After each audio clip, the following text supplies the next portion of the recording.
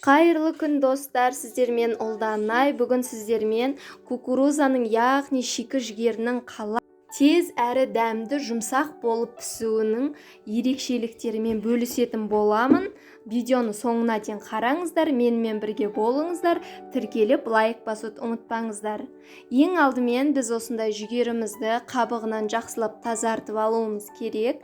Ең бірінші кезекте осы жүгеріңіз піскен болу керек. Оны қалай анықтайсыздар? Мен қазір видеоның ортасында айтатын боламын. Міне осылай жүгеріміздің қабығын жақсылап ашып алатын боламыз. Шаштарынан, қабығынан жақсылап ажыратамыз. Осылай ажыратып алғаннан кейін қабығынан сіз осы жүгерлеріңізді бір немесе екі бөлікке пышақтың көмегімен бөліп алсаңыз болады, немесе дәл мен сияқты осы ұзынша күйін бірден қазанға салып пісіре берсеңіз болады. Егер ыдысыңыз тар болса, жаңағы мен айтқандай екі бөліп қайнатсаңыз ештеңе де болмайды.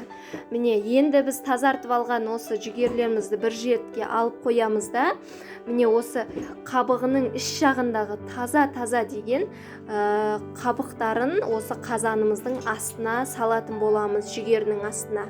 Қазір қараңыздар, мұқият.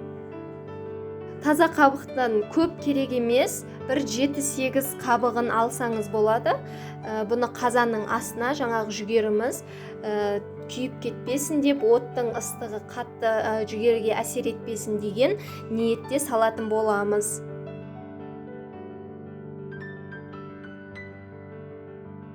Міне қазанымызды алдық, іші тап-таза. Енді осы таза жүгеріміздің қабықтарын астына бірінің үстіне бірін реттеп әдемілеп салатын боламыз. Достар, менің видеоларым ұнап жатса, кез келген пікір қалдырып, сұрағыңыз болса сұрағыңызды қойып, лайк басып кетуді ұмытпаңыздар. Менімен бірге болғандарыңызға рахмет. Каналыма тіркеліп қоюды да ұмытпаңыздар. Сіздермен осы пайдалы ақпараттармен бөлісіп отырған мен Ұлданай. Керектеріңізге жараса өте қуаныштымын. Міне енді осы жүгерлерімізді үстіне қойып, үстіне таза суымызды құятын боламыз. Көп су құюдың қажет жоқ, себебі біздің кукурузамыз суға батпайды, ол өте жеңіл. Міне жаңағы айтқанымдай, кукурузаның піскен, піспегенін, жұмсақ, қаттысын қалай айырасыз? Дәл осылай тырнақтың көмегімен осы жүгерінің дәндеріне бассаңыз, ішінен сүт тырс етіп атылып шығуы керек.